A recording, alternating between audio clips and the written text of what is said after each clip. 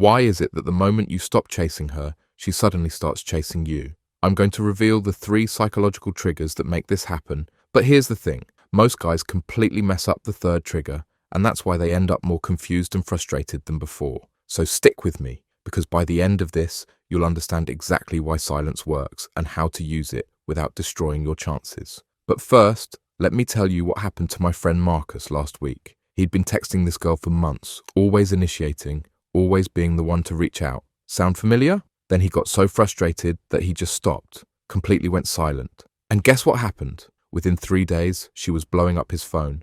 But here's where it gets interesting, and this is crucial for you to understand. Marcus made a critical mistake that I see guys make all the time, and I'll tell you what that mistake was in a moment. But first, you need to understand the psychology behind why silence works in the first place. The first trigger is something called the Scarcity Principle. When you're always available, always texting first, always being the one who reaches out, you're essentially telling her that your time and attention have no value.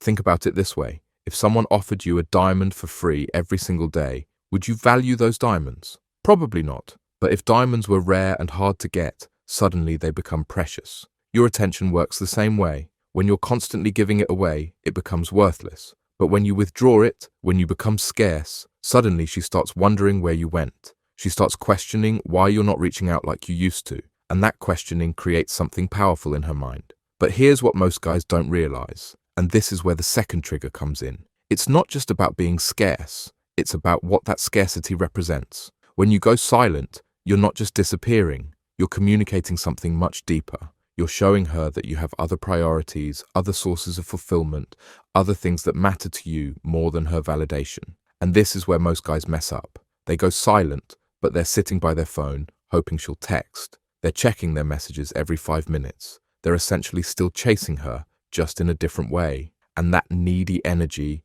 even when you're not saying anything, comes through loud and clear. The second trigger is about genuine detachment. When you truly detach, when you're actually living your life and focusing on your own goals, that's when the real magic happens. She can sense that you're not waiting around for her. She can feel that you've moved on to something more important, and suddenly, she's not the center of your universe anymore. But here's the problem, and this brings us to the critical mistake that Marcus made. When she finally started reaching out, when she started chasing, he immediately dropped everything and went back to his old patterns. He became instantly available again. He started texting back immediately. He made her the center of his world once more. And you know what happened? Within a week, she lost interest again, because he had just recreated the exact same dynamic that made her take him for granted in the first place. This brings us to the third and most important trigger, and this is where most guys completely destroy their chances. The third trigger is about maintaining your newfound standards even when she starts chasing. This is the hardest part, because when someone you like finally gives you attention, your natural instinct is to grab onto it and never let go. But here's what you need to understand. The reason she started chasing you wasn't because you played hard to get. It was because you became someone who genuinely had other priorities. You became someone who valued himself enough to walk away from a one-sided situation. And if you immediately abandon those standards the moment she shows interest, you're telling her that it was all an act. So what should you do instead? Here's the framework that actually works, but you have to implement all 3 parts or the whole thing falls apart. First, when you decide to go silent, make sure it's coming from a place of genuine self-respect, not manipulation. You're not trying to punish her or make her feel bad. You're simply redirecting your energy toward people and activities that actually value what you bring to the table. This isn't about playing games. This is about knowing your worth. Second, use that silence to actually improve your life. Don't sit around waiting for her to notice your absence. Start working on your goals. Spend time with friends who appreciate you. Pick up new hobbies. Date other people.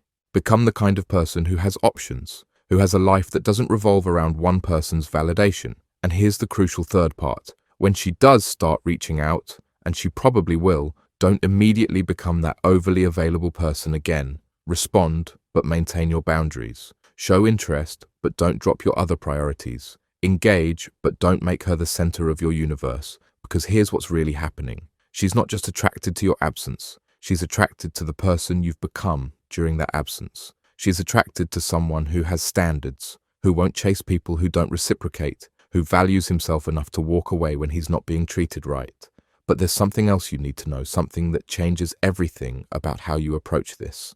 The real power of going silent isn't that it makes her chase you. The real power is that it teaches you to value yourself. It shows you what it feels like to put your own needs first, to prioritize your own happiness and growth. And when you operate from that place of genuine self-worth, something interesting happens. You stop caring so much about whether she chases you or not. You become genuinely okay with walking away if someone doesn't match your energy. And that confidence, that self-assurance, is what makes you truly attractive. Here's the truth that nobody talks about. The goal isn't to get her to chase you.